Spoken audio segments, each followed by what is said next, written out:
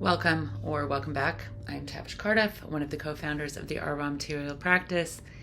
It is Resource Week, which means the final week of the spiritual pillars. This one is my favorite because it's where we each get to shine individually and where we see community come together and be collective. The ideas of a church community or school community or a neighborhood community coming together and pooling resources to make sure that everyone has what they need, that is the spirit behind the Resource Week. Also, the idea that we each possess some skills or qualities that we don't recognize as particularly great that the people around us use and freely exchange with us, beginning to recognize those kinds of things, just maybe even the way you walk in a room or the way you say hello to people, the way you elevate a situation without knowing that you do it. Each of us have some place where we do that, and sometimes what we are really good at we don't recognize as something valuable because it comes so easy and naturally to us. So let's take a breath and pause with the chords of resources, the spiritual components that tie us together, those moments that show up and remind us that we are not alone, that we are not in this alone, and that a lot of times, even when it seems like what we need isn't available, we somehow, it just shows up at our doorstep. I'd love to tell a resource story. It's a friend of mine's story. I didn't get permission to tell it, so I won't use their name. And they have a sibling that lost a spouse. I'm going to try to get through this without crying.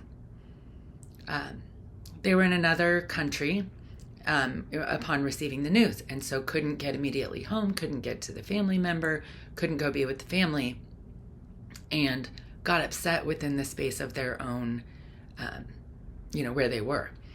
And somebody outside the door heard them crying, knocked on the door, and came in and offered a hug. And that hug from a complete stranger was the resource needed in that moment to pull everything together for this person and let them feel connected to their family and available and present within whatever that family member needed at the time. And I tell that story just because in a foreign country, without anyone you know, without thinking there's any support available, something like that can happen. And that is the amazing thing about Resource Week, is that something like that can happen. And we really lean into the spirituality of our connections. It does bring a tear to your eye. It does make you feel for the things that happen for other people, almost as strongly as if they were happening for you. Because we are each resources. We are each creative, manifesting beings. We use, from last week's pillar, our intentions. We combine them with resources. We hit next week's pillar, aligning with intentions. And when we miss the mark there, when we don't make every intention happen, which, spoiler alert, we can't. When we don't make every intention happen, it gives us the grace to sit in wholeness, knowing that we did what was naturally ordered, what the universe or God or whatever you call it, the collective, offered us. And sitting in the space of being in exchange is where I want to focus for this week. So the challenge is going to be recognizing how resources come to you, recognizing where you get support where you didn't realize it. And that could be someone in your family doing something that you take for granted, but realizing that this is something they do for you regularly or have gone out of their way to do for you. And just noticing, saying thank you, making eye contact, being grateful for something that someone does so automatically all the time. That's what I'm asking for us to do. And then if you want some extra credit within yourself, look for the ways that you are a resource so that you can let yourself off the hook a little bit for all of the ways that you've added up that you aren't. That breath and pause between those two things, what we haven't been able to pull the resources together to do, and over here, what we're accomplishing, there's bandwidth for what?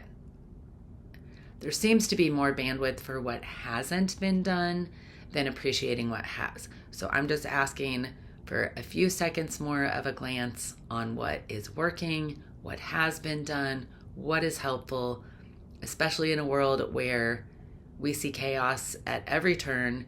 And if we listen to the Chicken Littles running around telling us the sky is falling, we could find ourselves in some pretty scary places mentally. The spiritual resource helps us tap into the idea that we know we're going to get what we need. We know that outside of the fear that we hold around us is the ability to manifest all of the things that we want, not just for us, for the people around us. And the more that we consider the whole of that relationship, us in relationship to other human beings and to the world itself, we start to see a lot more manifesting in the directions that we would like to see it. I'll be back next week when we dive into aligning with intentions, the next mental and final mental pillar. Until then, have a fantastic week, and I will see you soon.